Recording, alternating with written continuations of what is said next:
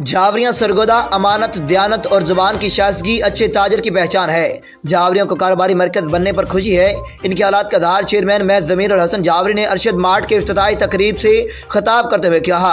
इस मौका पर मेयर मोहम्मद अरशद, मलक शुबान, मलक मोहम्मद अकील अहमद, प्रिंटिंग वाले ख्वाजा मासूम, राजा अकील अहमद, सदर Anjuman Tajran Shahryar Bhatti, general secretary Anjuman Tajran Jawarian Chaudhry Mumtaz Gujjar, mayor Faisal Jawari, Malik Haji Bashir Ahmad, mayor Mohammad Rehman, mayor Khalid Masood Jawari, mayor Mohammad Ashraf Jawari समेत सैकड़ों शहरी मौजूद थे। उन्होंने ताजर बरादरी समेत इस्लामी उसूलों पर तजारत और मुनाफा रखें तो तजारत तरक्की करती है। जावरियों को कारोबारी बनाने में मुझे खुशी है। यहाँ इर्द गिर्द के अलावा दूर दराज से ख़वातीन हज़रात ख़रीदारी के लिए आते हैं।